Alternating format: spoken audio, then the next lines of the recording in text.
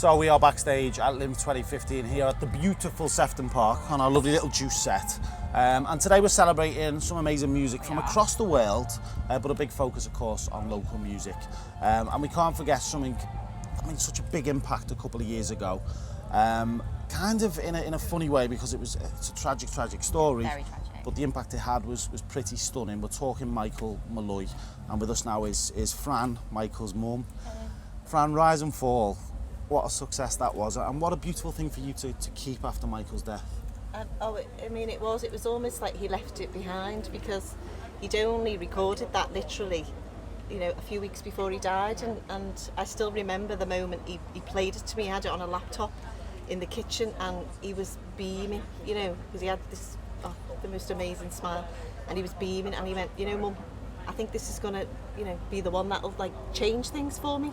And because there was a record producer that did pick it up and came up while he was at festival, which he never got to know, unfortunately, what happened. So yeah, it's wonderful that we've got that left behind, really. It's a gorgeous track, isn't it? And it's recorded with Alex, one of his really good friends. Yeah. And even now when Alex sings it, the passion in his voice is just stunning, isn't it? It is. His voice. Alex, the chemistry between the two of them was phenomenal. And people still message me and say, I went to see him play in this gig or that gig, and they had a regular slot on Alliston Road, and people say we'd stop because there was just this chemistry. Yeah. Michael was a really, really superb guitar player, and Alex's voice, and even when Michael set up the original band Hostile Radio, and Alex wasn't the original singer, but when Alex joined, it just completely changed the whole setup of the band, because he's got a real soul. He sounds like a 50-year-old black guy, doesn't he? He's only 21. And obviously Michael's an incredibly talented guitarist. I always think sometimes when you listen to a track that the instrumental part can really be underappreciated, but you can't help but appreciate when it goes into Michael's guitar element. It's incredible, isn't it? I know, Brian May actually tweeted about it, didn't he? Wow. And he said to people, listen to this track. Apart from the fact that it's a tragic story, it's one of the best outros, listen right through to the end. And he would have loved that, to get, that was all Michael ever wanted. He wasn't really seeking fame and fortune, he wanted recognition, music. He loved music, didn't he? Tell us about that passion and that love. Was he playing guitar from an early age? Take us back then and talk about the music side. We had a family party. My sister plays guitar, my brother-in-law, and Michael must have been 12, and he said he was just fascinated. He said, Mum, can I get a guitar? So we got him a small guitar. It wasn't a full-sized one. And Michael's always been a writer, so he always wrote poems, short stories, actually wanted to be a writer from the age of 8. He was clear that's what he wanted to do. So the next thing was he started to play, and he turned that writing into music.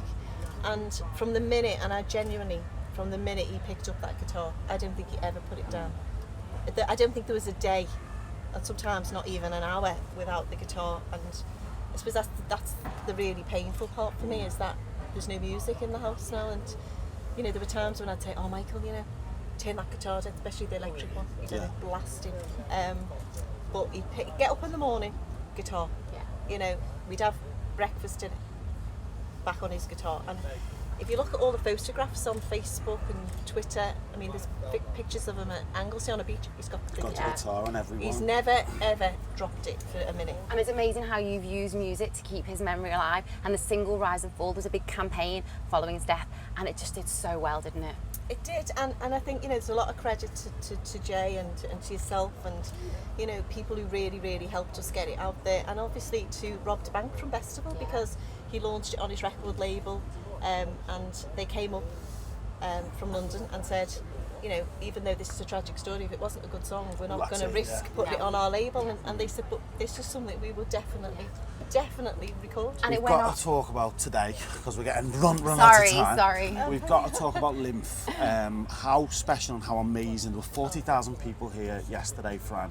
We're going to be doing a special tribute for Michael on stage, which me and Ellie are honoured to be doing. As soon as we seen it, we're so glad it's us. It's going to be amazing out there. But what a great way to remember Michael. This was the kind of stuff he used to really dream of and push for. Having local bands, places to play. Playing in parks. It was a dream, and I've no doubt. And Joe and I talked about this morning. And I said, you know, there was no question if Michael had have been given that chance to live, he'd have been playing today. Yeah, of course he would. There is no, I mean, I think Rise and Fall, it was going to be a turning point, whatever, because, yeah, a record label had already picked it up. And, you know, we'll never know now. But so I think, and in his home city, there's just, I mean, this would be his ideal. I think something like this for Michael would probably be bigger than anything he'd offer, because it's local, and all of his friends and everybody who knew him. And they'll all be here today. They'll all be here today. Listen, Fran, thank you. Thank you both. We're now gonna play that tribute that we're gonna play on stage as well, so you'll be able to see Michael in action with this beautiful song Rise and Fall. Fran, we'll see you on stage for the special tribute. Thank you for chatting to us on The Guide, and we'll see you soon. Fran Molloy on The Guide. This is Michael Molloy.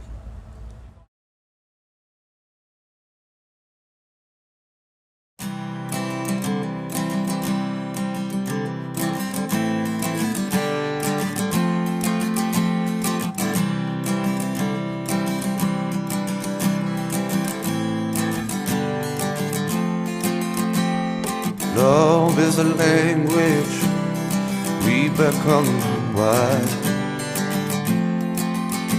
The ghost of our citizenship we can never hide. And this anchor chaos stuck below ground, a weight of words, it's only a sound. Leaving the ship was our rise and fall. We will sound the trumpet, it is our call. Sail up to the heart of the big wood scroll. On low-lying night we'll rise, won't fall. Bound in our bush, we navigate from the craft. This baggage we bring might be our last. A whip to the heart of the letting on water fast.